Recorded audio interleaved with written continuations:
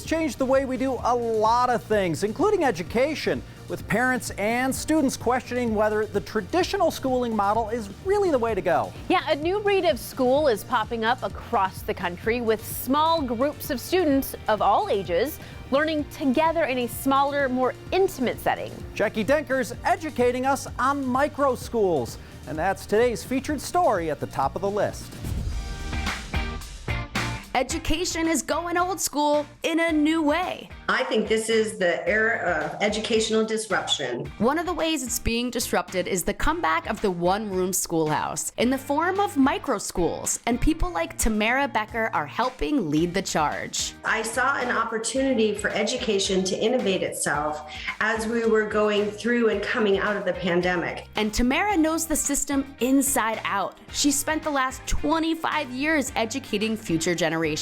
I've been a teacher, school administrator, director of special education, assistant superintendent, and superintendent. So I understand all levels and all programming as well. But when she saw a need for change in the way things were done, she decided to quit her job as a superintendent and start her own micro school, Adamo Education. Adamo comes from the Latin word to fall in love with, and I want kids to love learning.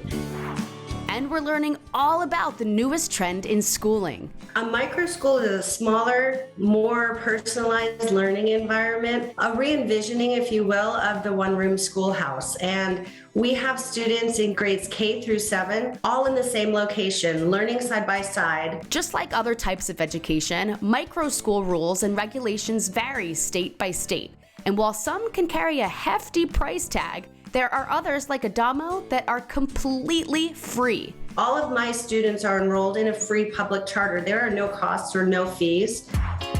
So how does the learning actually work? We utilize a digital platform that has all the core content that is aligned to standards. The learning meets all the same federal and state requirements of a typical school, but it combines elements of a traditional school with online and at-home learning. Which brings us to the last question of what are the benefits of this type of schooling? Our students don't necessarily come 6 hours every day, but then the expectation is that they're going home and they're working with their parent and utilizing the digital resources to continue that learning. Depending on parents' work schedules and preferences, they can create a more flexible schedule that fits everyone's life. We run it like a morning session and an afternoon session, or sometimes students might come just 3 days a week or 2.5 days a week. We have that ability to customize scheduling. And the in-person portion is much more hands-on when it comes to learning. We just recently concluded a unit on fire prevention for our younger students and the impacts of forest fires on the environment for our older students. Really, it's about not just the academic development, but the social development, the collaboration with students outside of their typical age peers is really impactful and powerful. We're learning all about microschools on the top of the list.